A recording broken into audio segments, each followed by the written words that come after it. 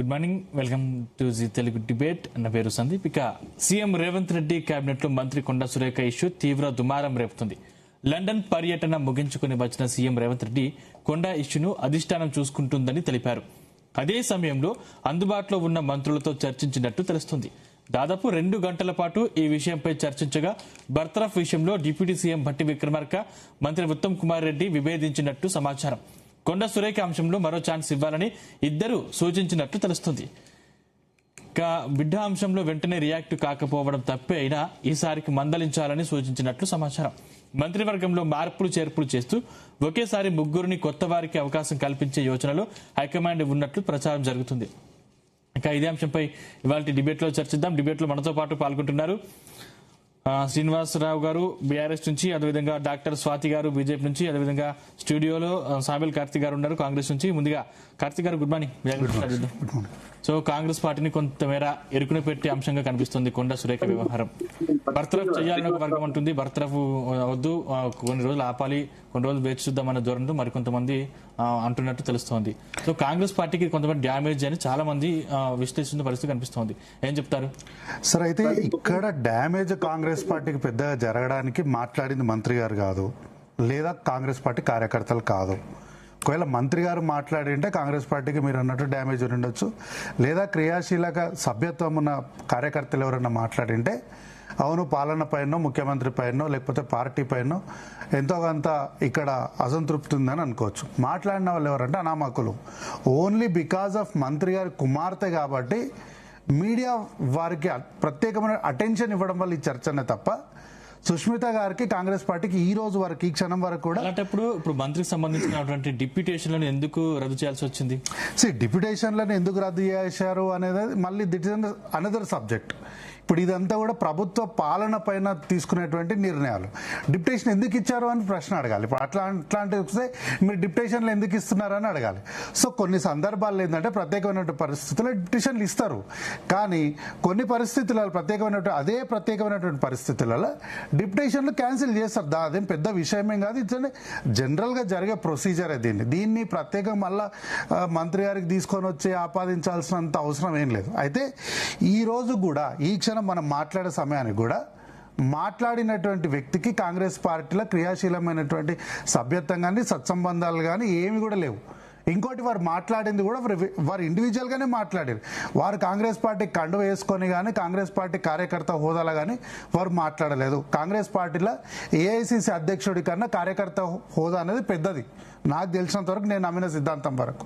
కాబట్టి ఏంది అంటే కేవలం మంత్రి గారు కుమార్తె మాట్లాడినారు కాబట్టి, అది కూడా ప్రభుత్వంలో ఉన్నటువంటి మంత్రి ముఖ్యమంత్రికి వ్యతిరేకంగా మాట్లాడినారు కాబట్టి ఒక సెక్షన్ ఆఫ్ మీడియా దీన్ని బాగా హైప్ చేయడం వల్ల ప్రజల్లో చర్చలోకి వచ్చింది.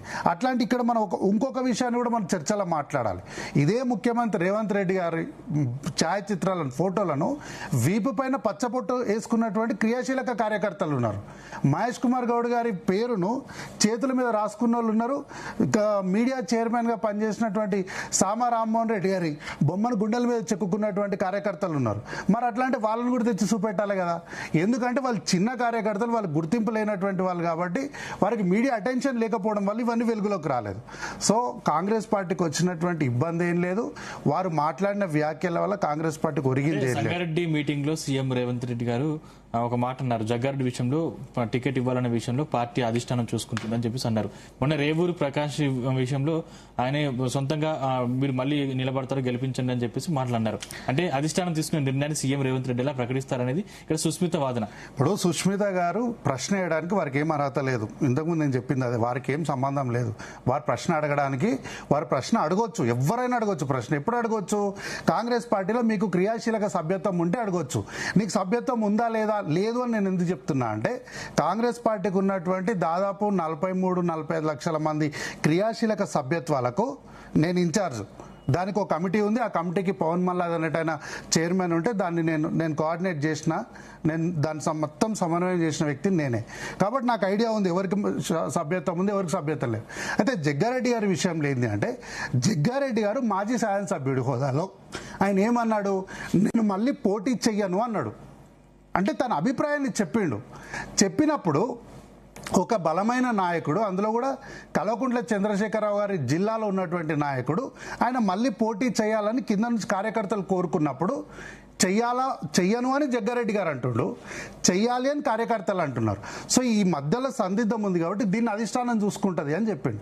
కానీ రేవూరి ప్రకాష్ రెడ్డి గారు ఎక్కడ కూడా నేను పోటీ చేస్తాను కానీ చెయ్యను అని కానీ ఈ విషయాలపైన వారు ఎక్కడ మాట్లాడలే.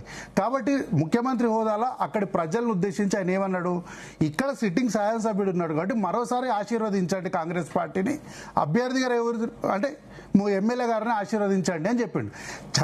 చాలా నార్మల్గా చెప్పినటువంటి విషయాన్ని చాలా పర్సనల్గా తీసుకొని ఏవేవో ఊహించేసుకొని మన ఊహా ప్రపంచంలో మనకు కనిపించిన అన్ని నిజాలు అనుకొని దాన్ని ప్రజల ముందుకు వచ్చి మాట్లాడి మనం అబాస్ పాలు కావద్దు.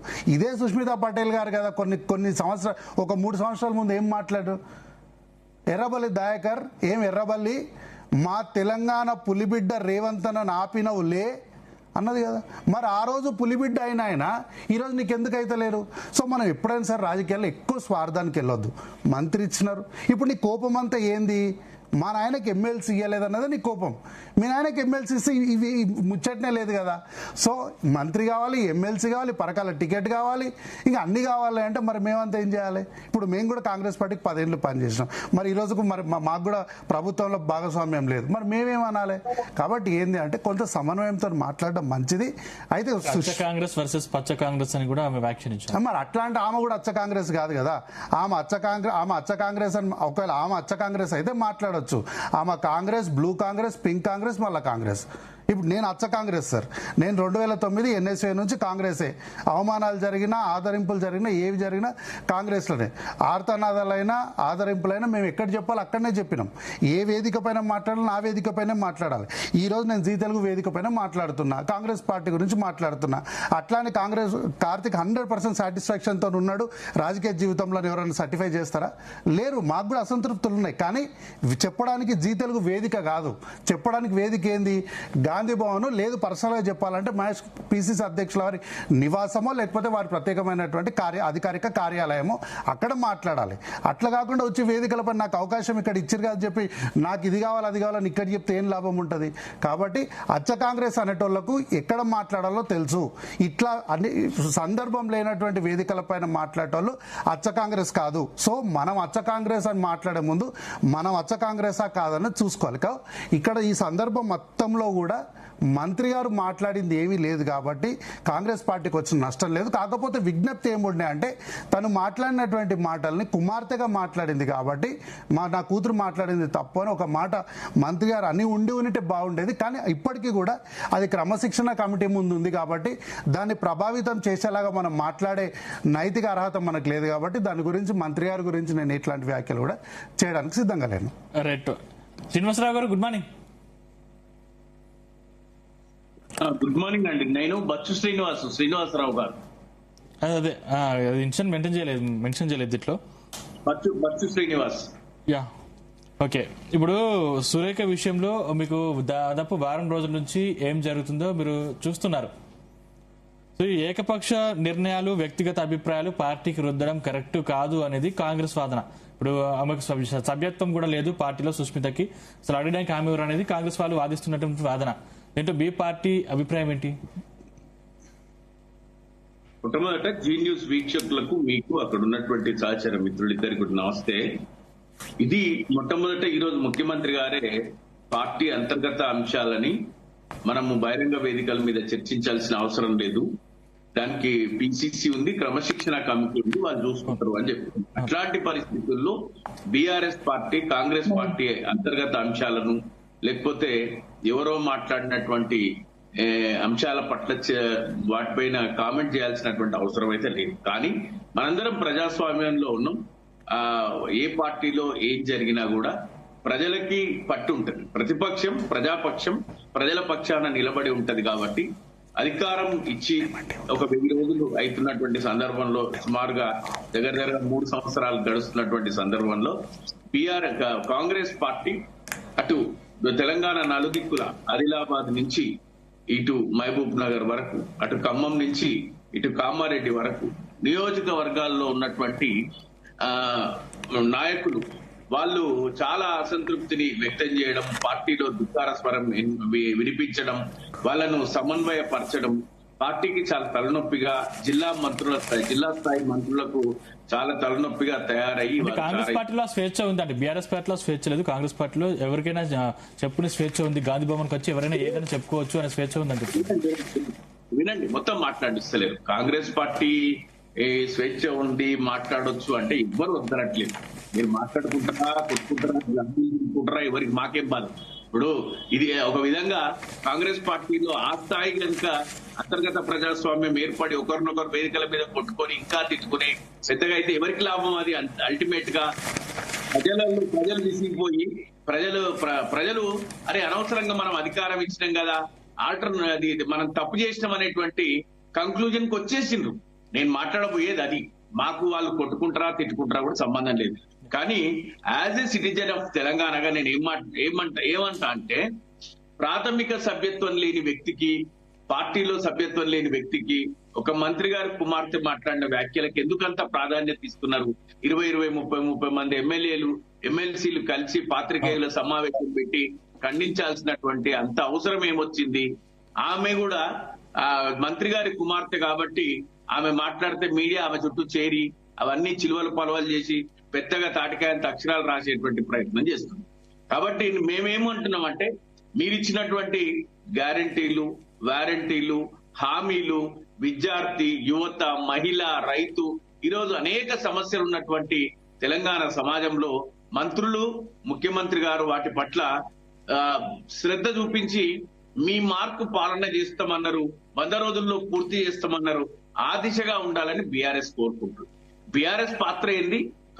ఒక నిర్మాణాత్మకమైనటువంటి ప్రతిపక్షంగా ఖచ్చితంగా ఆ పార్టీ చేస్తున్నటువంటి పనుల పట్ల గాని, తెలంగాణ ప్రజల వ్యతిరేకమైనటువంటి నిర్ణయాల పట్ల గాని మేము ఎప్పుడు కూడా పోరాడతాం. ఒక హైడ్రా తీసుకొచ్చినా, లేకపోతే మూసి వాళ్ళను అకామిడేట్ చేసే విషయంలో గాని, హైదరాబాద్ లో మౌలిక వసతులు గాని, లేకపోతే విద్యార్థులకు ఇవ్వాల్సినటువంటి ఫీజు రియంబర్స్మెంట్ గాని, కౌలు రైతులను గుర్తించడంలో గాని, మహిళలకు ఇవ్వాల్సినటువంటి 2500 రూపాయలు గాని, స్కూటీలు గాని, తులం బంగారం గాని, కళ్యాణ లక్ష్మి గాని, షాదీ ముబారక్ గాని, ఇట్లాంటి అంశాల పట్ల అప్రమత్తత చేసి, ప్రజలను అప్రమత్తత చేసి 100 రోజుల పాలనపై సెప్టెంబర్ 2 నుంచి రాష్ట్ర వ్యాప్తంగా బీఆర్ఎస్ పార్టీ చేపట్టబోయే నిరసన కార్యక్రమాలు వారం రోజుల పాటు ఉంటాయని చెప్పి మా పార్టీ కార్యనిర్వాహక అధ్యక్షులు కేటీఆర్ గారు చెప్పిండ్రు. ఆ దిశగా పార్టీకి, ప్రభుత్వానికి, కాంగ్రెస్ ప్రభుత్వానికి వ్యతిరేకంగా ప్రజల పక్షాన పనిచేసేది తప్ప గాని వాళ్ళు కొట్లాడుకుంటారా, వాళ్ళ అంతర్గత ప్రజాస్వామ్యం అంటారా, దాన్ని అంతర్గత ప్రజాస్వామ్యం అంటారా, ఏమంటారో మాకు తెలియదు. అదే కరెక్ట్ అనుకుంటే అదే కరెక్ట్, అదే చేస్తామంటే అది చేసుకుంటే అల్టిమేట్ గా ప్రతిపక్ష పార్టీలకు ఎవరు అవునన్నా కాదన్నా లాభిస్తారు. ఓకే, స్వాతి గారు గుడ్ మార్నింగ్. నమస్తే అండి, గుడ్ మార్నింగ్. గత కొన్ని రోజులుగా కాంగ్రెస్ పార్టీని ఇబ్బంది పెట్టే పనులు జరుగుతున్నాయి. చెన్నారెడ్డి విషయం కావచ్చు, లేకపోతే అనిరుద్ధ్ రెడ్డి విషయం కావచ్చు, కోమటిరెడ్డి రాజగోపాల్ రెడ్డి విషయం కావచ్చు, లేకపోతే ఇప్పుడు రీసెంట్ గా సుస్మిత విషయం కావచ్చు. మొత్తం మీద కాంగ్రెస్ పార్టీని కొంతమేర డ్యామేజ్ చేసే ఇబ్బందులు కనిపించిన పరిస్థితి కనిపిస్తోంది. దీని మీద మీ పార్టీ రియాక్షన్ ఏంటి? కాంగ్రెస్ పార్టీని ఇబ్బంది పరిచేటటువంటి పరిస్థితులు ప్రజలు ఇవ్వట్లేదు, లేదా అపోజిషన్ నాయకులు తీసుకురావట్లేదు. వాళ్ళకి ప్రజలు అవకాశం ఇచ్చారు తెలంగాణలో, తెలంగాణ అభివృద్ధి కోసం పనిచేస్తారని. కాంగ్రెస్ పార్టీని ఇబ్బందికరంగా పరిస్థితిలో ఒక అంటే మీడియాకి చూపించడానికి, ప్రజలకి చూపించడానికి కాంగ్రెస్ పార్టీ పెద్దలు, కాంగ్రెస్ పార్టీ నాయకులు ఆడుతున్నటువంటి నాటకాలు ఇవన్నీను. ఇప్పుడు కొండా సురేఖ గారి కూతుర్ని కూడా ఒక భూతద్దంలాగా చూసి ప్రజల వైపు ఉండాల్సినటువంటి బాధ్యత నుంచి తప్పించుకుంటున్నారు కాంగ్రెస్ పార్టీ అనేది క్లియర్ గా అర్థమవుతోంది. ఇక్కడ మీరు అసలు సమస్యల మీద దృష్టి పెట్టకుండా ఇటువంటి ఒక విషయాల్ని భూతద్దంలా చూపిస్తున్నారు. దానికి వీళ్ళు కొండా సురేఖ 100% ఇక్కడ కొండా సురేఖ గారి కూతుర్ని ఒక పాత్రలుగా చూపిస్తున్నారు. నిజంగా ఇప్పుడు ఒకటి మనం ఇక్కడ ఆలోచించాలి, కొండా సురేఖ గారి కూతురు రాజకీయంగా లేరు, అది అందరికీ తెలిసిన విషయమే. అంటే ఆమె వ్యక్తిగత అభిప్రాయం, ఆమె కూడా ప్రజల్లో అంటే ఒక మహిళగా మనం చూసుకోవాలి కాబట్టి ఆమె వ్యక్తిగత అభిప్రాయాన్ని అక్కడ చూపించడం జరిగింది.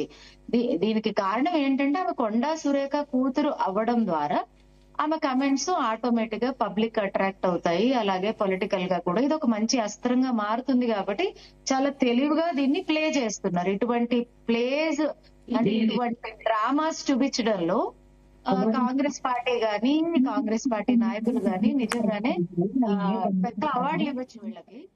లేకపోతే సీఎం రేవంత్ రెడ్డి గారు ఎందుకు యాక్షన్ తీసుకోవట్లేదు కొండా సురేఖ గారి మీద?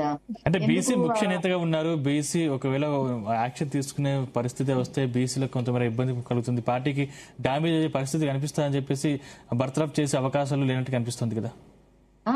ఇప్పుడు ఇటువంటి విషయాన్ని వాళ్ళు ఫోకస్డ్ గా చూపించినప్పుడు ప్రజల్లో బీసీల్లో నిజంగానే ఒక ఆందోళన, ఒక ఉద్రిక్తత కలుగుతుంది కాబట్టి తప్పకుండా దాన్ని కూడా ఒక పాయింట్ గా కన్సిడర్ చేసుకుంటారు. కానీ 100% ఇది వీళ్ళ డ్రామా అనే అంటాను. ఇప్పుడు ఒక బాధ్యతాయుక్తమైనటువంటి లీడర్స్ వాళ్ళ బాధ్యతల్ని సక్రమంగా నిర్వర్తించినప్పుడు ఇటువంటి విషయాల్లో వాళ్ళ ఆందోళన చెందాల్సినటువంటి అవసరము ఉండదు, దానికి సంబంధించినటువంటి సేఫ్టీ ప్రొసీజర్స్ వాళ్ళు తీసుకోవాల్సినటువంటి అవసరం ఉండదు. ఫస్ట్ రేవంత్ రెడ్డి గారు గాని వారి పార్టీ గాని ఎక్కడ బాధ్యతాయుక్తంగా ఉండాలి? తెలంగాణ ప్రజల పట్ల బాధ్యతాయుక్తంగా ఉండాలి, రైతుల పట్ల బాధ్యతాయుక్తంగా ఉండాలి, విద్యార్థుల పట్ల బాధ్యతాయుక్తంగా ఉండాలి. మన స్టేట్ ని ప్రోగ్రెస్ లోకి తీసుకెళ్ళడానికి ఎటువంటి ప్రాజెక్ట్స్ మీద వాళ్ళు పని చేయాలి, దానికి ఒక టైం లిమిట్ చూపెట్టాలి, ప్రజలకు అవన్నీ వాళ్ళు డీటెయిల్ గా ఎక్స్ప్లెయిన్ చేయాలి. వైట్ పేపర్స్ రిలీజ్ చేసి 3 సంవత్సరాలు అయింది. 3 సంవత్సరాల్లో వాళ్ళు ఇస్తానన్నటువంటి 6 గ్యారంటీల్లో 50% చేసినా ఎంతో కొంత ప్రజలకి నమ్మకం వచ్చేది. కానీ ఇది కమిషన్ పార్టీగా మారిపోయింది. ఎక్కడ చూసినా కమిషన్స్ ని డిమాండ్ చేస్తున్నారు అన్నట్టుగా ఉంది. ఇప్పుడు 22A చూసుకున్నా కూడా ఏ విధంగా తెలంగాణలో ఉన్నటువంటి ప్రజల్ని వీళ్ళు ఇబ్బంది పెడుతున్నారు అనేది తెలుస్తోంది. ఇవన్నీ ఇష్యూస్ వల్ల ఎక్కడ పార్టీకి దెబ్బ పడుతోందో, రాబోయే ఎలక్షన్స్ లో ఒక సీట్ లేకుండా అయిపోతుందో అనే భయంతోనే ప్రజల ఒక దృష్టిని మరలించడానికి ఇవన్నీ చేస్తున్నారని నేను అంటాను. రైట్. అనలిస్ట్ కల్లూరి శ్రీనివాస్ రెడ్డి గారు జాయిన్ అయ్యారు. శ్రీనివాస్ రెడ్డి గారు good morning. Good morning. Sir, మొత్తం మీద గత కొన్ని రోజులుగా మీరు చూస్తూ ఉన్నారు, కొండా సురేఖ వివాదం కావచ్చు, లేకపోతే చిన్నారెడ్డి వివాదం, అనిరుద్ రెడ్డి వివాదం, కోమటిరెడ్డి రాజగోపాల్ రెడ్డి వివాదం, ఇవన్నీ చూస్తూ ఉన్నారు. కాంగ్రెస్ పార్టీలో ఏం జరుగుతుందంటారు? ముఖ్యంగా ప్రజల మీద ఈ అంత ఎఫెక్ట్ ఎంత మేర పడే అవకాశం ఉందంటారు? అంటే ఇది కాంగ్రెస్ పార్టీ సమస్య లేదంటే కాంగ్రెస్ ప్రభుత్వం సమస్య? కాంగ్రెస్ ప్రభుత్వం సమస్య అన్నప్పుడే ప్రజలకు సంబంధించి నష్టమైంది, లాభమైంది అనేది చూస్తారు. విత్ ఇన్ ది పార్టీ లేదంటే ఆ పార్టీ యొక్క వ్యవహారాలు అది ప్రజలకు సంబంధించి కాకపోయినా ప్రభుత్వ పరంగా మాత్రం రేవంత్ ప్రభుత్వంలో జరుగుతున్నటువంటి సంక్షోభం మాత్రం కాస్త ఇబ్బంది అని చెప్పాలి మనం. ఎందుకంటే కోఆపరేషన్ మినిస్ట్రీలో లేకపోతే ప్రజల పనులకు కూడా ఇబ్బందులు వచ్చే పరిస్థితి ఉంటుంది. ముఖ్యమంత్రి గారేమో ఫారెన్ టూర్ వెళ్ళారు, అది లండన్ వరకే పరిమితమై రిటర్న్ రావడం జరిగింది. ఇవన్నీ సమస్యలు ఉన్నాయి. వీరు చెప్పే వర్షన్ ఒకటి ఉంటుంది, అక్కడ కేంద్రం ఈ ముఖ్యమంత్రి విషయంలో కొన్ని అభ్యంతరాలతో ఆపేసిన పరిస్థితి ఉన్నది. కానీ ఆ అభ్యంతరాలు ఏంటి అనేది కేంద్రం చెప్పింది, కానీ మరి ముఖ్యమంత్రి గారు చెప్తున్న కారణాలు వేరు ఉంటున్నాయి. రకరకాల రాజకీయాలు తెలంగాణలో సాగుతున్నాయి. 3 పార్టీల మధ్యన 3 రకాల కారణాలతో చెప్పుకుంటూ నడుస్తున్నటువంటి పరిస్థితి రాష్ట్రంలో ఉంది. అది అల్టిమేట్ గా ప్రజలకు పొలిటికల్ గా స్టెబిలిటీ అంటే రేవంత్ రెడ్డి ఏకపక్ష ధోరణితో ముందుకెళ్తున్నారు, సొంత నిర్ణయాలు తీసుకుంటున్నారు కాబట్టి మాకు కొన్ని నచ్చట్లేని కొంతమంది బహిరంగానే చెప్తున్న పరిస్థితి కనిపిస్తుంది. వాస్తవమే. ఇప్పుడు తెలంగాణకు ఇది జాతీయ పార్టీ అని చెప్పినా గానీ ముఖ్యమంత్రి వ్యవహారం మీరన్నట్టుగానే కొన్ని విషయాల్లో మనకు కనపడుతుంది, నో డౌట్. అంటే జాతీయ పార్టీగా కాంగ్రెస్ పార్టీ ముఖ్యమంత్రికి లిమిటేషన్స్ ఉంటాయి అనేది మనం గతంలో చాలా సార్లు చూసినాం. మనకున్నటువంటి అనుభవం కూడా అది చెన్నారెడ్డి నుంచి మొదలు పెడితే, బ్రహ్మానంద రెడ్డి నుంచి మొదలు పెడితే చివరికి రాజశేఖర రెడ్డి దాకా ఆ పరిస్థితులు చూసినాం. కానీ ఇది some different activity Revanth Reddy కొన్ని విషయాల్లో కనపడుతుంది, అన్ని విషయాల్లో కాకపోవచ్చు కానీ కొన్ని విషయాల్లో కనపడుతుంది. సెల్ఫ్ డిసిషన్ తీసుకుంటుందా అంటే తీసుకుంటున్నట్టు కూడా కనపడతలేదు. కానీ యాక్టివిటీ చెప్పడం అంటే తన ప్రభుత్వాన్ని తానే డిస్టర్బ్ చేసుకోవడం ఇవన్నీ కనపడుతున్నాయి. ఎందుకంటే ఆయనకి ఏదో లాభం జరుగుతున్న పని కూడా ఏం లేదు ఇక్కడ.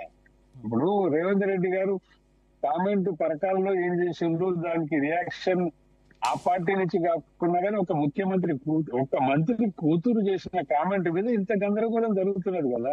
అది క్రియేషన్ ఎవరిది అంటే ఆ అమ్మాయిదా ముఖ్యమంత్రిదా అంటే ప్రజలకు అర్థమైపోతుంది. సరే అంటే శ్రీనివాస్ రెడ్డి గారు, ఇప్పుడు మన సంగారెడ్డి మీటింగ్ లో సీఎం రేవంత్ రెడ్డి గారు సంగారెడ్డి మీటింగ్ లో సీఎం రేవంత్ రెడ్డి గారు ఆ జగ్గారెడ్డి విషయంలో టికెట్ విషయంలో పార్టీ అధిష్టానం చూసుకుంటుందని చెప్పేసి ప్రకటించారు. ఇక్కడ పరకాలకు వచ్చేసరికి రేవూరి ప్రకాష్ రెడ్డికి టికెట్ ఎట్లా ప్రకటిస్తారు అని చెప్పేసి సుస్మిత ఇక్కడ కామెంట్ చేసిన పరిస్థితి కనిపిస్తుంది. అంటే సొంత నిర్ణయాలు తీసుకునే సీఎం ఎవరు అనేది సుస్మిత వ్యాఖ్యలు.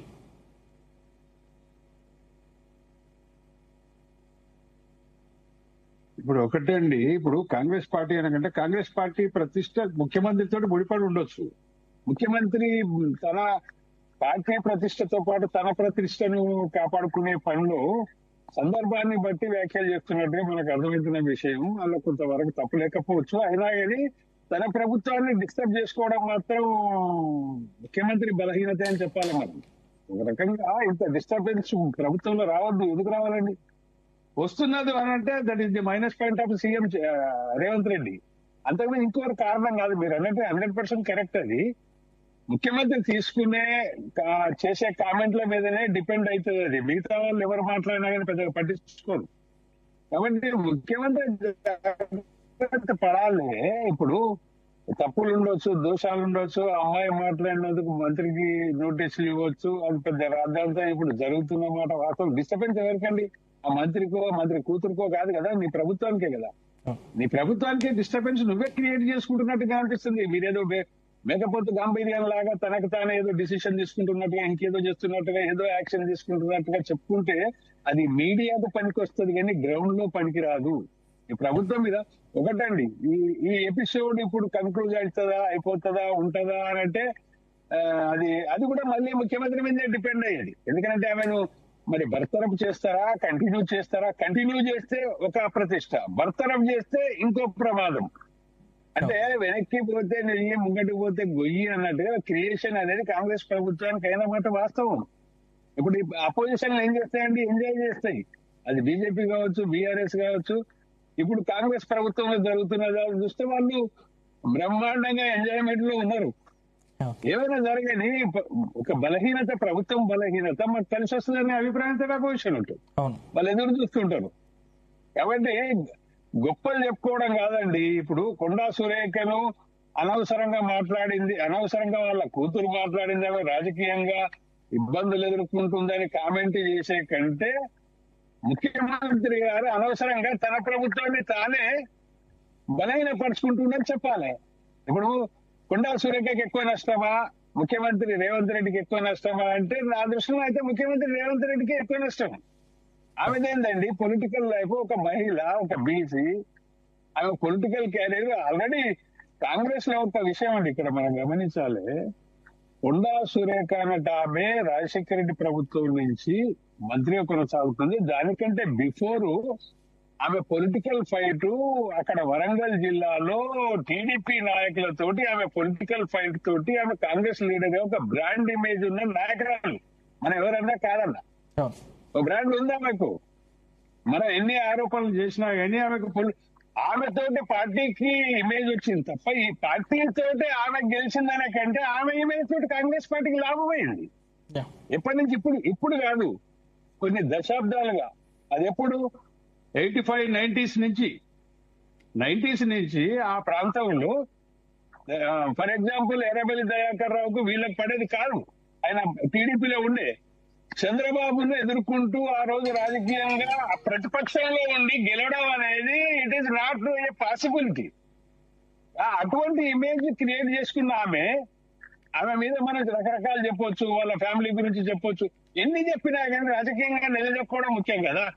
అంటే రేవంత్ రెడ్డి కంటే బిఫోరే కొండా సురేఖ కాంగ్రెస్ పార్టీలో ఒక ఎస్టాబ్లిష్ లీడరు, ఆమె ఒక మంత్రిగా వైఎస్ ప్రభుత్వంలో కొనసాగిన మంత్రిని.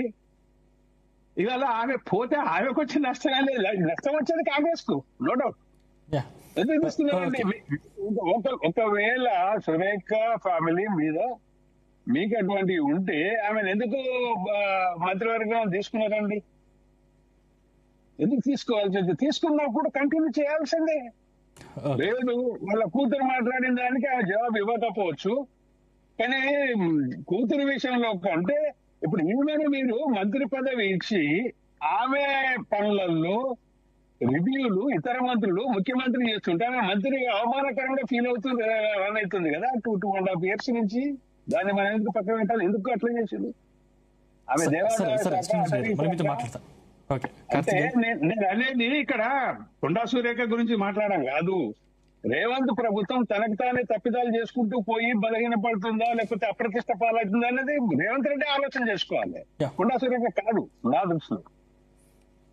కార్తిక్ గారు, ఇప్పుడు సభ్యత్వం లేని వ్యక్తి అని మీరు అంటున్నారు. సభ్యత్వం లేని వ్యక్తి గురించి మీరు ఎందుకు ప్రెస్ మీట్లు పెడుతున్నారు?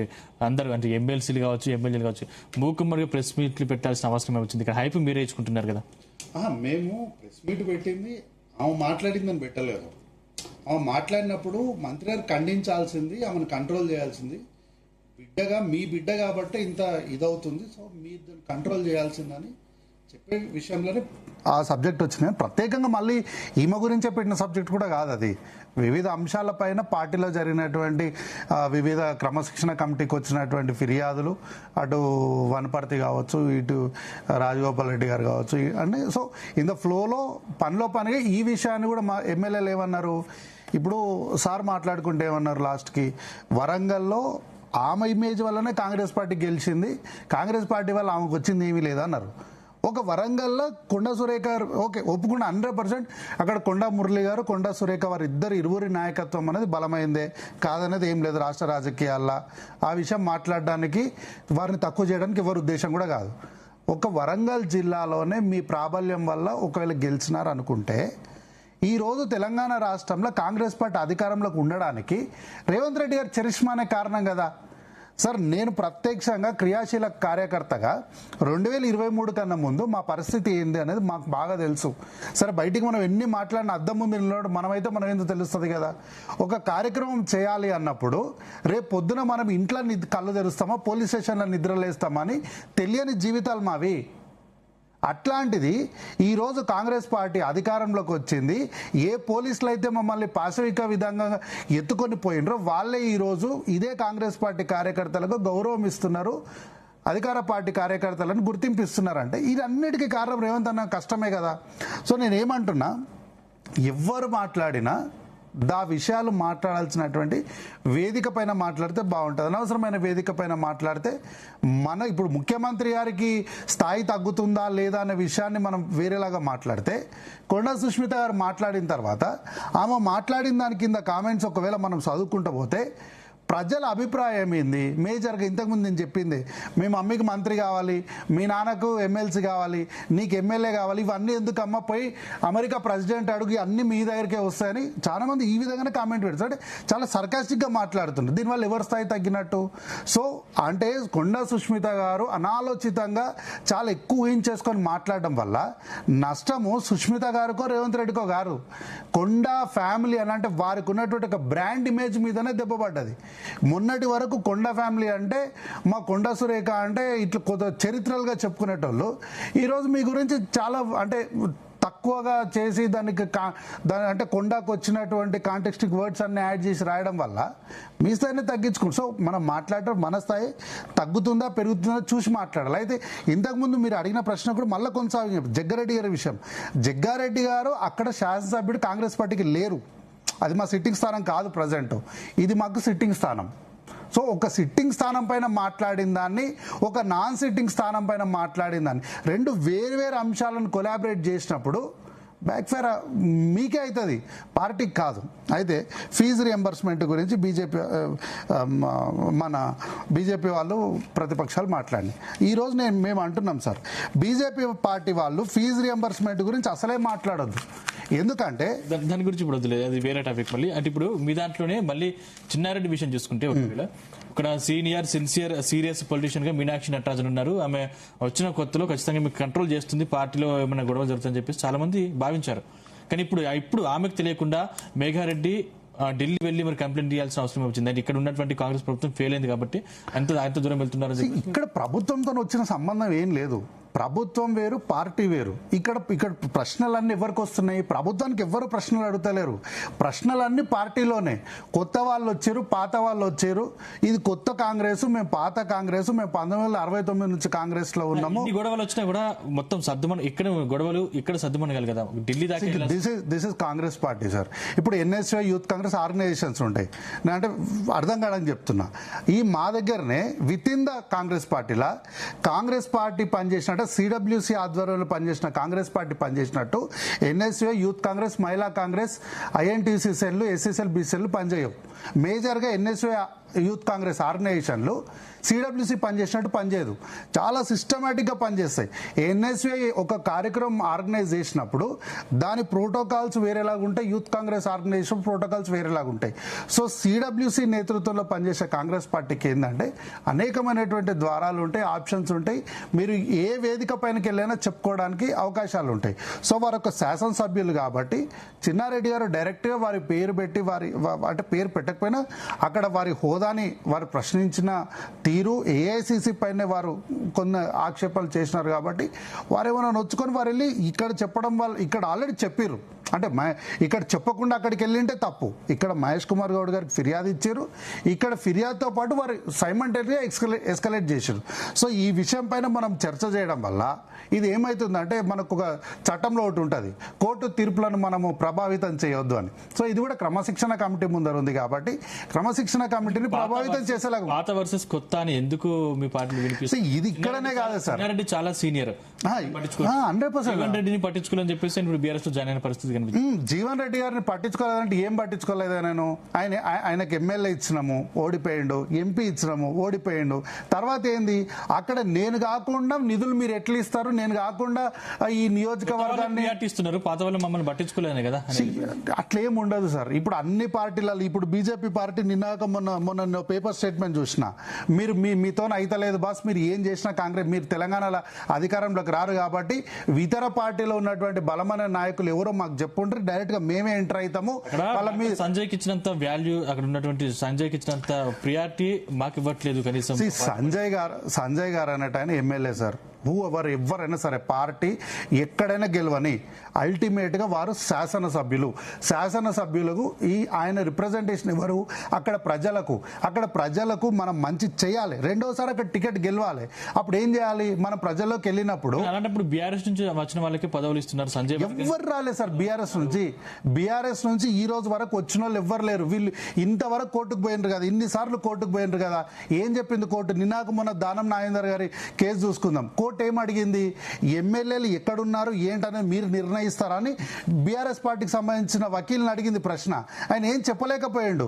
అక్కడ సభ్యత్వం ఉందా, ఇక్కడ సభ్యత్వం ఉందా, నువ్వు నిర్ణయిస్తావా అని అడిగింది. శాసనసభలో పార్టీలోనే అసంతృప్తులు పెరుగుతున్నారు. ఇప్పుడు దానం నాగేంద్ర అనుకోవచ్చు, దానం నాగేంద్ర కూడా బీఆర్ఎస్ వైపు చూస్తున్నారని వార్తలు వస్తున్నాయి. సార్ ఈ రోజు కూడా చెప్తున్నా, శాసనసభ్యుడిగా వారు ఈ రోజు కూడా బీఆర్ఎస్ లోనే ఉన్నారు. నేనేమంటున్నా, బీఆర్ఎస్ పార్టీ వాళ్ళను, పోచారం శ్రీనివాస్ రెడ్డి కూడా బీఆర్ఎస్ లో ఉన్నారు. నేను అదే చెప్తున్నా, బీఆర్ఎస్ పార్టీ వాళ్ళను వాళ్ళు ఉట్టిగా వీళ్ళు పార్టీ మారిరు అని ప్రజల్ని కన్ఫ్యూజ్ చేయొద్దు. మీరే గెలిపించినటువంటి శాసనసభ్యులు కదా, పోండి, మీ కండువాలు తీసుకొని పోండి. వాళ్ళు మీరు కలవకపోతే అప్పుడు మాట్లాడుండ్రి. మీరు వాళ్ళ దగ్గరికి పోకుండా మీరు వాళ్ళని అవహేళన చేసుకుంటా మాట్లాడి 10 ఏళ్ళు మీరు వాళ్ళతో ట్రావెల్ అయ్యి వాళ్ళ ద్వారా మీరు అన్ని ఆర్థిక లావాదేవీలు అన్ని పొందిన తర్వాత కల్వకుంట్ల తారక రామారావు గారు ఆడే ఒక డ్రామాలో మీరు పావుగా వాడబడి మీరు నష్టపోయి వాళ్ళని నష్టం చేయాలనుకోవడం వల్ల ఏం జరగదు. అయితే నాకు ఒక్క నిమిషం టైం ఏంటి సార్, ఎందుకంటే బీఆర్ఎస్ బీజేపీ ఇద్దరు అంటే కామన్ పాయింట్స్ పైన ఆరోపణలు చేశారు. ఫీజు రియంబర్స్మెంట్ నేను దాని డెప్త్కి పోను, ఓన్లీ పాయింట్ చెప్తా. ఫీజు రియంబర్స్మెంట్ రీఎంబర్స్మెంట్ గురించి బీజేపీ పార్టీ అసలే మాట్లాడదు. ఎందుకు చెప్పాలన్నా, వాళ్ళు దాదాపు 21-22 అంటే సింహభాగ రాష్ట్రాల అధికారం ఉన్నారు కదా. ఈ తెలంగాణ రాష్ట్రం కాకుండా, కాంగ్రెస్ పార్టీ పాలిత రాష్ట్రం కాకుండా వేరే ఏ రాష్ట్రంలో వాళ్ళు ఫీజు రీఎంబర్స్మెంట్ ఇస్తారో ఆ రాష్ట్రం పేరు చెప్పిన తర్వాత ఇక్కడ ప్రశ్న అడగాలి. ఈ రోజు మేము చాలా ఓపెన్ గా ఫీజు రీఎంబర్స్మెంట్ ఇక పైనుంచి అడ్వాన్స్గా ఇస్తామని చెప్పినాం. అడ్వాన్స్గా ఇస్తామని చెప్పిన తర్వాత ఈ రోజు వీళ్ళు వచ్చి ఫీజు రీఎంబర్స్మెంట్ గురించి మాట్లాడుతున్నారు. తర్వాత కళ్యాణ లక్ష్మి అని మా సీనన్న మాట్లాడింది. కళ్యాణ లక్ష్మి గురించి, తులం బంగారం గురించి మీరు చక్కగా ఆ చట్టాన్ని కనుక చక్కగా చేసిపోయి ఉంటే ఈరోజు హైకోర్టు దీనిపైన స్టే ఎందుకు ఇస్తుండే? హైకోర్టు స్టే ఇచ్చినప్పటికీ కూడా రాష్ట్ర ప్రభుత్వం బాధ్యతగా వకీలను పెట్టి ఈ కేసును ముందుకు తీసుకెళ్లాలి, దీన్ని ఆపకూడదని చెప్పే ప్రయత్నం చేస్తున్నారు తప్ప మరో అంశం లేదు ఇక్కడ. అయితే ఈరోజు రైతుల పట్ల, విద్యార్థుల పట్ల బాధ్యతగా ఉండాలని మా మిత్రురాలు అంటారు. ఎట్లా సార్ బాధ్యత? దేశ భద్రతకు ముప్పుగా అర్బన్ నక్సల్స్. ఎవరు అర్బన్ నక్సల్స్? యూనివర్సిటీలో ఉన్నటువంటి విద్యార్థులు, చదువుకున్నటువంటి వాళ్ళు, మేధావులు, ఈ దేశాన్ని దిక్సూచిని నడిపించగలిగినటువంటి విద్యా జ్ఞానం కలిగినటువంటి వాళ్ళు అర్బన్ నక్సల్స్ అనే స్టేట్మెంట్లు ఇస్తున్నటువంటి మీరు ఈ దేశం గురించి మాట్లాడొద్దు. రైతులు ధర్నాలు చేస్తుంటే వాళ్ళ తారుబండులు తీసుకొని వాళ్ళని చంపేసినటువంటి మీరు రైతుల గురించి మాట్లాడొద్దు. అయితే ఈరోజు ఇంత మాట్లాడుతున్నటువంటి మీరు ఏం సాధించారు సార్? ఈరోజు నరేంద్ర మోడీ గారు 12-13 సంవత్సరాల నుంచి అధికారంలో ఉన్నారు. మీరు సాధించిన ఘనతలు ఏముంది చెప్పండి. మీరు పెద్దగా సాధించిన ఘనత ఏముంది తెలుసా? భారతదేశ జాతీయ జెండాను ఉల్టా పెట్టడం తప్ప మీరు సాధించింది ఏం లేదు ఈ రోజు వరకు. బట్ శ్రీనివాస్ గారు, ఇప్పుడు 10 మంది దాదాపు చాలా మంది మీ పార్టీ వైపు చూస్తున్నట్టు తెలుస్తుంది. ఇప్పుడు పోచారం శ్రీనివాస్ రెడ్డి కావచ్చు, లేకపోతే చాలా మంది ఇతర నేతలు కావచ్చు, ఆల్రెడీ గూడెం మహిపాల్ రెడ్డి మీ పార్టీలో యాక్టివ్ అయ్యారు ఇప్పుడు. కానీ 10 మంది ఆ ఎమ్మెల్యేలు కూడా మీ పార్టీలోనే ఉన్నారు, మీరు వెళ్ళి కండవాలు కప్పొచ్చు కదా అని చెప్పేసి కాంగ్రెస్ నాయకులు అడుగుతున్నారు. ఇప్పుడు 10 మంది పార్టీ మారినట్ట, మీ పార్టీలో ఉన్నట్ట? ఇప్పుడు పాలు తాగుతూ, కళ్ళు మూసుకొని పాలు తాగుతూ అందరూ ఎవరు నన్ను చూడట్లేదు అనుకుంటే మనం ఏం చేయలేము. ఇప్పుడు ధైర్యం కావాలి దేనికైనా. వచ్చిండ్రు, పార్టీలోకి వచ్చిండ్రు, మీ పార్టీ జెండా 3 రంగుల కండువాలు ఉన్నాయి, అవి కప్పిండ్రు. అభివృద్ధి కోసం మేము పార్టీలోకి వచ్చినామని వాళ్ళు చెప్పిండ్రు. నాగేందర్ గారు ఇంకొక అడుగు ముందుకేసి ఎమ్మెల్యేగా రాజీనామా చేయకుండా ఎంపీగా కాంగ్రెస్ పార్టీ మీద పోటీ చేసిండ్రు. ఇప్పుడు వాళ్ళు ఏ పార్టీలు ఉన్నట్టండి చెప్పండి, మీరు ఏ పార్టీలు ఉన్నట్టు? సీనానా అంటే కంటిన్యూషన్ క్వశ్చన్, కంటిన్యూస్ క్వశ్చన్ మీరే కంటిన్యూ చేయండి. లేదు కంటిన్యూస్ క్వశ్చన్, మీకే క్వశ్చన్, ఇది క్వశ్చన్ ఓన్లీ. అయితే ఇప్పుడు ధైర్యం ఉండాలి కాంగ్రెస్ పార్టీకి ఒప్పుకోవడానికి. వాళ్ళు కాంగ్రెస్ పార్టీ కండువాలు కప్పుకున్నారు అని అన్నారు కదా. సరే, అయితే కాంగ్రెస్ పార్టీ కండువా అంటే ఎట్లుంటుంది సార్? దానిపైన గుర్తుంటుంది, చేయి గుర్తుంటుంది. లేదా మా వాళ్ళు ఇదే వేదికల పైన ఒక ఉల్లెన్కి సంబంధించినటువంటి ట్రైకలర్ కండువాలు వేసుకొని కూడా కూర్చుంటారు ఇక్కడ. దాన్ని కాంగ్రెస్ కండువా కింద గుర్తిస్తారు. అయితే ధైర్యం ఉండాలంటున్నారు కదా. ఇది రీసెంట్గా తలసాని శ్రీనివాస్ యాదవ్ గారు వేసుకున్నటువంటి కండువా రీసెంట్ గా వేసుకున్నారు. ఇప్పుడు దానం నాగేందర్ గారు మళ్ళీ ఎమ్మెల్యే రాజీనామా చేయకుండానే ఎంపీ టికెట్ మీద పోటీ చేశారు. ఇప్పుడు పార్టీ మారినట్ట, లేకపోతే ఇప్పుడు ఆ కేసు సెప్టెంబర్ 6 తారీఖు 16 తారీఖు నాడు తీర్పు ఉంది. కేసు కాదు, ఇప్పుడు దానం నాగేందర్ మీ పార్టీలో ఉన్నారు. నేను అందుకే అంటున్నా, ఇప్పుడు 16 తారీఖు నాడు తీర్పు ఉంది. తీర్పుని ప్రభావితం చేసేలాగా మనం మాట్లాడొద్దని మన చట్టం ఉంది. సో చట్టాన్ని గౌరవిస్తున్నా. కండువాలు కప్పుకోవడమే అంటే తలసాని శ్రీనివాస్ యాదవ్ గారు కప్పుకున్న సాక్షాత్ కాంగ్రెస్ పార్టీ కండువానే మరి ఇది. ఓకే, శ్రీనివాస్ గారు మీరు మాట్లాడండి. ప్రాబ్లం ఎందుకు? ఒక నిమిషం ఆగండి, మీరు అంత కరెక్టే ఉన్నారు, ఇంకా ప్రాబ్లం ఎందుకు? ఇప్పుడు ఏం చెప్పదలుచుకున్నారు? ఆ 10 మంది కాంగ్రెస్ లో లేరు, బీఆర్ఎస్ లో ఉన్నారు, అదేనా మీరు చెప్పదలుచుకుంది? ప్రజలకు అదేనా చెప్పదలుచుకుంది? ప్రజలకేంది, మీ గదే ఇంకా మీ పార్టీ బీఫామ్ మీద గెలిచారు, వాళ్ళు మీ దగ్గరనే ఉన్నారు.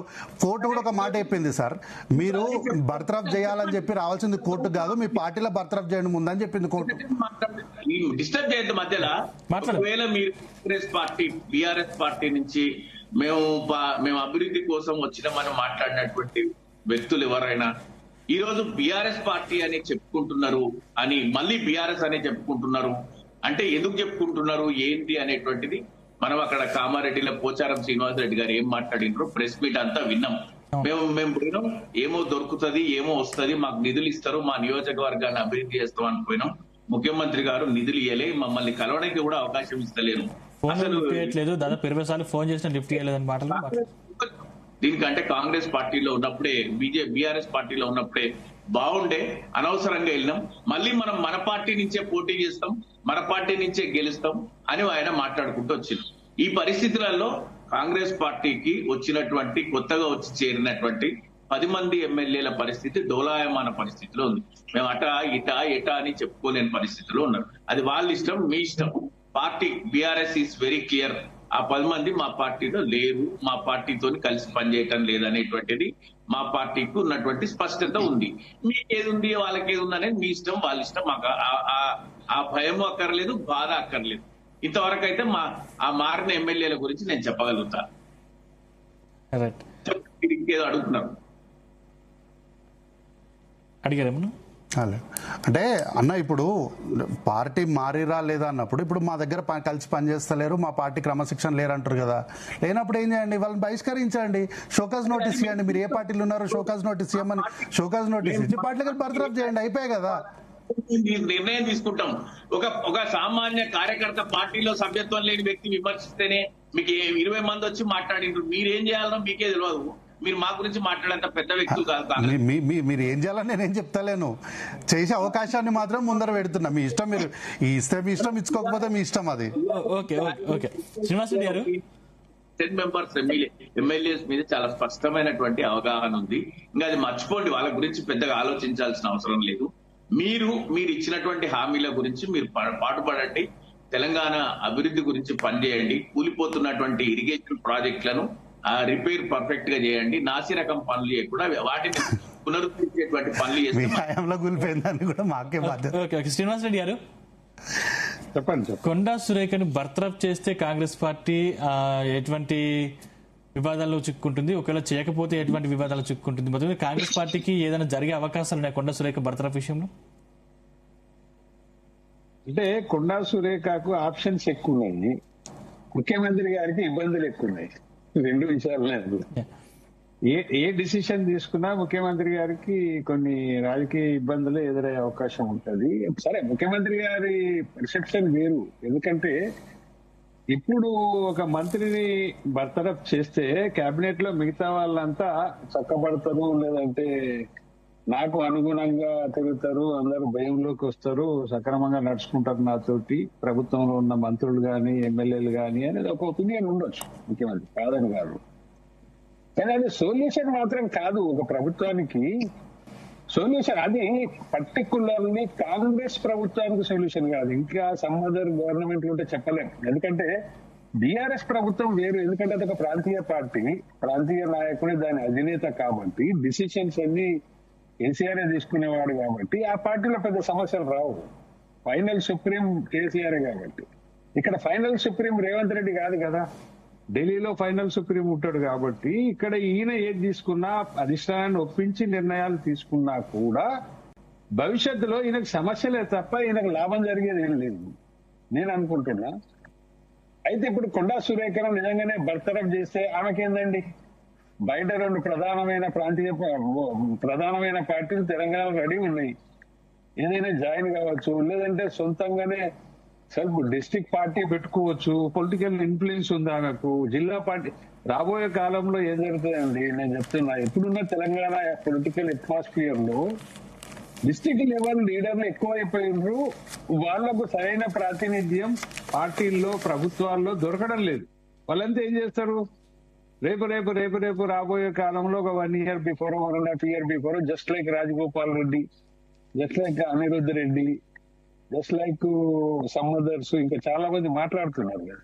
వీళ్ళు ఒక జిల్లా పార్టీ పెట్టుకున్నా కానీ ఆశ్చర్యం లేదు, ఒక బ్రాండ్ ఇమేజ్ తోటి. ఇప్పుడు కొండా సురేఖ కూడా ఒక ప్రాంతం వరకు ఆమెకు ఇమేజ్ ఉంది కాబట్టి ఆమె కూడా ఒక జిల్లా పార్టీ పెట్టుకోవచ్చు. నేను అనుకుంటే భవిష్యత్ జిల్లా పార్టీలో తెలంగాణలో. ఎందుకంటే బీజేపీ సరైన బలంగా అది నిద్రమత్తులో ఉన్నట్టుగా ఆ పార్టీ కనపడుతుంది.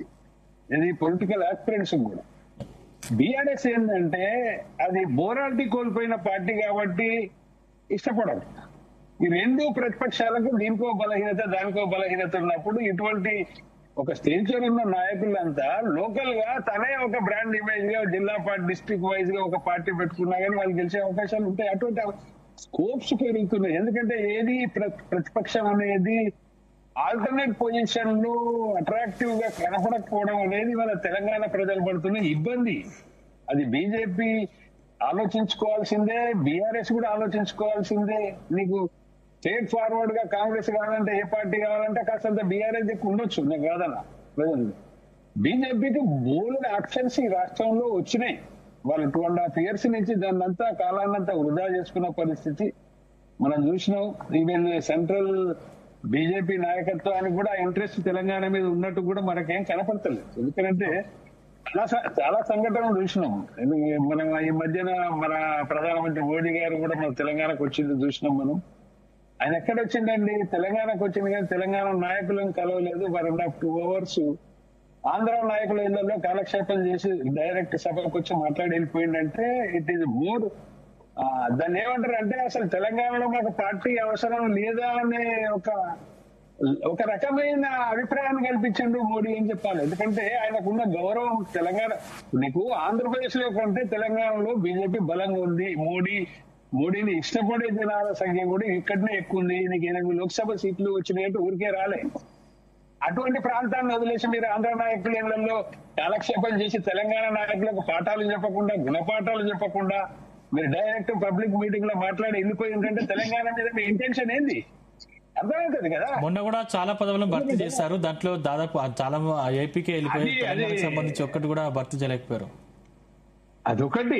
ఇప్పుడు నాకున్న personal opinion as a political analyst గా నాకేమనిపిస్తుంది అంటే 23లోనే బాబుతోటి అగ్రిమెంట్ కుదిరిందా, తెలంగాణలో మీరు వదిలేయండి మా రేవంత్ కోసం మనం అలయన్స్ లో ఉన్నాం కాబట్టి అలయన్స్ చేసుకున్నారా, దానికోసమే వదిలేసి ఫీల్డ్ వదిలేసి తెలంగాణ బీజేపీని చంద్రబాబు కోసం దీన్ని కుదవబెట్టిరా.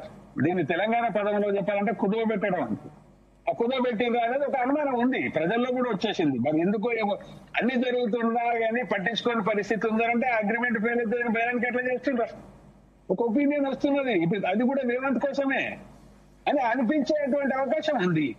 మరి రేవంత్ ఏ పార్టీ ముఖ్యమంత్రి? చాలా మంది అంటుండ్రు ఇది పచ్చ కాంగ్రెస్ అని, కొందరు ఒరిజినల్ కాంగ్రెస్ కానీ కొందరు ఇప్పుడు బీజేపీ కాంగ్రెస్ కూడా అంటారా, లేకపోతే టీడీపీ కాంగ్రెస్ అంటారా, ఏమంటారు? అది ఎవరికి అర్థం కాని రాజకీయం ఇది. తెలంగాణ అల్టిమేట్ గా తెలంగాణ ప్రజలు నష్టపోతున్నారు రాజకీయంగా. నేను చెప్పేది అది.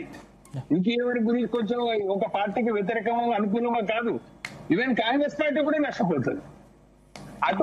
అటువంటి ప్లేయర్ ని తీసుకొచ్చి తెలంగాణ రాజకీయాల్లో కేసీఆర్ అగైనెస్ట్ కి పెట్టిండ్రు. అది వర్కౌట్ కావచ్చు కొన్ని విషయాలలో, కానీ మోరల్ గా తెలంగాణకి లాభం జరిగే రాజకీయాలు మాత్రం జరగడం లేదు తెలంగాణలో. అది దురదృష్టం. అనేక రకాలుగా నష్టపోతుంది.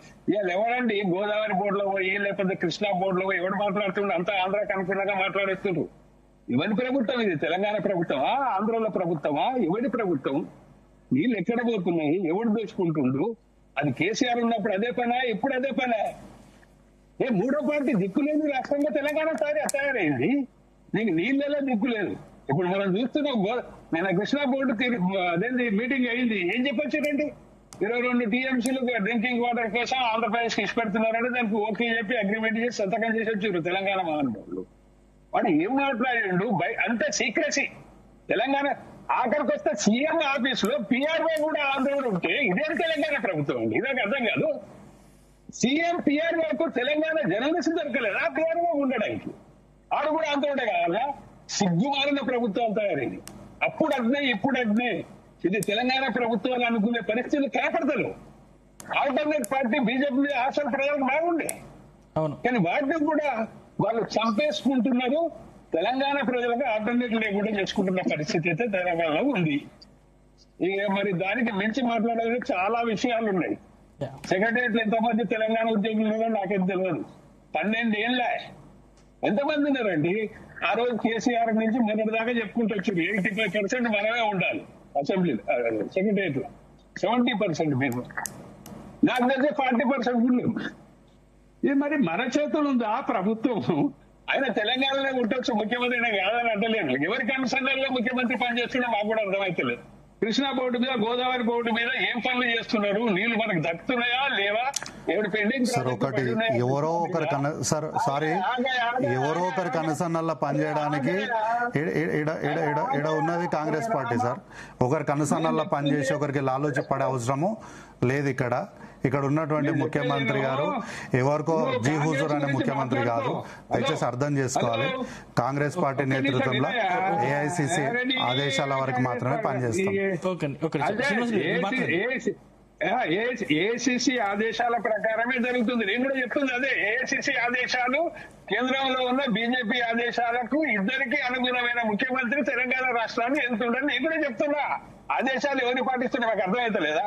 ఎందుకు పాటిస్తున్నారు, ఎవరు పాటిస్తున్నారు? అన్ని గుడ్డి పార్టీలు తయారైనాయి. ఆ గుడ్డి పార్టీలు ముఖ్యమంత్రికి ఏం ఆదేశాలు ఇస్తాయో ఏం చేస్తాయో మనకైతే తెలియదు. ఆయన ఇష్టారాజ్యంగా నడుపుకుంటుంది. ఈ తెలంగాణ ప్రభుత్వం అయితే నాకైతే అనిపిస్తలేదండి. నేను ఒక జర్నలిస్ట్ గా చెప్తున్నా, యాజ్ ఏ పొలిటికల్ అనలిస్ట్ గా చెప్తున్నా. దిక్కుమాలిన ప్రభుత్వాలు వచ్చినాయి 12 ఏళ్ల నుంచి తెలంగాణ. అది నేను ఒక ప్రభుత్వాన్ని మెచ్చుకోవడం, ఒకరిని తిట్టడం కాదు. అంటే థర్డ్ ఆప్షన్ లేక ఇవాళ తెలంగాణ రాజకీయంగా హరిగోసపడుతుందండి. చూడలేకపోతున్నాం. ఇప్పుడు తిట్టేవారికి నైతికత లేదు, తిట్టించుకోవారికి నైతికత లేనప్పుడు, మూడో పార్టీ లేనప్పుడు గనే చూడాల్సి వస్తుంది ప్రజలకు. అటువంటి దైన్య పరిస్థితి మన తెలంగాణలో ఉండడం చాలా దురదృష్టకరం. అదేదో రాజకీయాల కోసం కాదు నేను చెప్తున్నది, తెలంగాణ బాగు కోసం చెప్తున్నాము.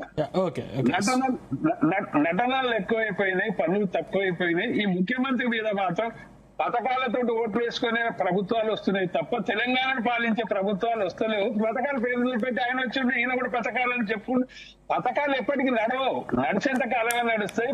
పబ్లిక్ రియలైజ్ అవుతుంది. ప్రతిపక్షాలు కూడా కళ్ళు తెరవాల్సిన సందర్భం ఇది. ఏదో బ్లైండ్ రాజకీయాలు ఎవరినో ఫాలో అయ్యి ప్రభుత్వం ఎలాగూ అని టీడీపీ ప్రభుత్వంలో అయినా కనపడుతుంది అనేది మంత్రులు స్వయాన ప్రైవసీ సంభాషణలో చెప్తున్న విషయాలండి, నేను చెప్తున్నా కాదు. ఇది మన ప్రభుత్వం, ఇది మన ప్రభుత్వం కాదని వాళ్ళే చెప్తున్నప్పుడు ఇక మనం ఏం చేస్తాం చెప్పు. రైట్, స్వాతి గారు ప్లీజ్ కంక్లూడ్. సార్, ఇప్పుడు కాంగ్రెస్ రిప్రజెంటేటివ్ గారు వేసినటువంటి ప్రశ్నలకి నేను సమాధానం చెప్తాను. కాంగ్రెస్ రిప్రజెంటేటివ్ గారిని అయితే ఒక విషయంలో నిజంగా అప్రిషియేట్ చేయాలి. మీ పార్టీని, మీ నాయకుల్ని కాపాడుకోవడానికి మీరు అన్ని విధాలుగా కమ్యూనికేషన్ స్కిల్స్ ని చాలా అద్భుతంగా వాడుతున్నారు. కానీ మీరే చెప్పారు, ఒక ప్రాంతానికి వాళ్ళు బాధ్యతాయుక్తంగా రాజకీయ నాయకులకి అవకాశం ఇచ్చినప్పుడు వాళ్ళ ప్రాంతానికి బాధ్యతాయుక్తంగా ఉండాలని. మరి తెలంగాణ ప్రాంతంలో ఉన్నటువంటి మీ లీడర్లు అందరూ ఎంత బాధ్యతాయుక్తంగా ఉన్నారు అనేది కూడా ప్రజలు చెప్తున్నారు. లీడర్లు కాదు, ప్రజలే మాట్లాడుతున్నారు. దానికి సమాధానం కావాలి. దేని గురించి మేడం అర్థం కాలేదు నాకు. నాకు అర్థం కాలేదు. మీరు మాట్లాడే అడిగిన ప్రశ్నలకి సమాధానం వినే ఓపిక ఒక రిప్రజెంటేటివ్ ప్రజలు చూస్తున్నారు. నేను అనేది మీరు వినండి. సార్, సెకండ్ థింగ్, మీరు వేసినటువంటి క్వశ్చన్ ఫీజు రీయింబర్స్మెంట్ లో బీజేపీ పార్టీ ఏం చేసింది అని ప్రశ్న అడిగారు. దానికి సమాధానం చెప్తాను. ఇప్పుడు ప్రతి స్టేటు తనకే అయినటువంటి సంబంధించినటువంటి స్కాలర్షిప్స్ ని గాని అలాగే ఫీజ్ సపోర్ట్ ని అనౌన్స్ చేస్తారు. ఈ ఫీజ్ రీయింబర్స్మెంట్ అనౌన్స్ చేసింది, రాజకీయ ఆయుధంగా వాడింది కాంగ్రెస్ పార్టీ. తన పార్టీని తెలంగాణలో తీసుకురావడానికి వాడినటువంటి ఆయుధం వాళ్ళది.